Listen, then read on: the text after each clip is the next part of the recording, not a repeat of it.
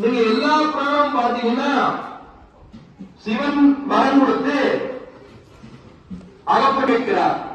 என்ன வரம் கேட்கிறார்? இரவாத வரம் வேண்டும். கஜமுகாசுரன் கேட்கிறார். கஜமுகாசுரன் இரவாத வரம் வேண்டும். சரித்தார், கிராண்டட் போட்டார். அதுக்கப்புறம் அவருக்கு ஒரு ஆணவம் வருகிறது. 33 கோடி தேவர்களும் எனக்கு அடிமை, மும்மூர்த்திகளும் எனக்கு அடிமை, நான் சொல்றதுதான் கேட்கணும். அப்புறம் 33 கோடி தேவர்களை கூப்பிட்டு தினமும் 3 வேளை 1000 ரூபாய்க்கு கண்ணம் போனோம். கஜமுகாசுரன் முன்னாடி இது அவர் சொன்னார். ராஜேஸ்வாமி ரொம்ப அழகா சொல்லுவார். ஒரு நாளைக்கு 3 வேளை 1008 தோப்பு கண்ணம் போறது எவ்வளவு சங்கடமான ஒரு வேலை. கொடுமைப்படுத்துறான். மீண்டும் எல்லாரும் போய் சிவபெருமானை கெஞ்சுறாங்க.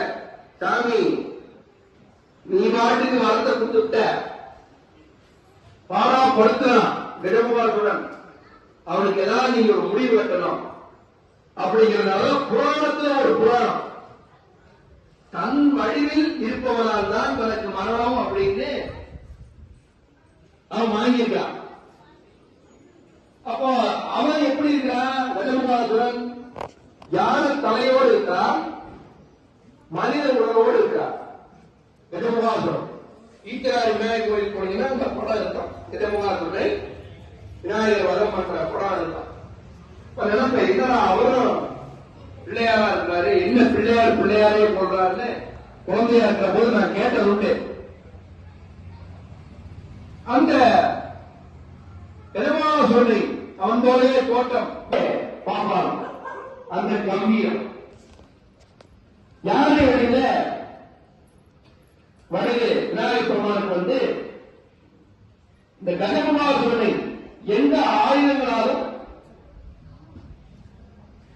ஆகக்கூடாதுங்கிற இன்னொரு கண்டிஷன்ல நடக்குது. போர் பண்றாரு. அவரை சார்ந்த அசுரங்களை எல்லாம் விநாயகர் அழித்து விடுகிறார்.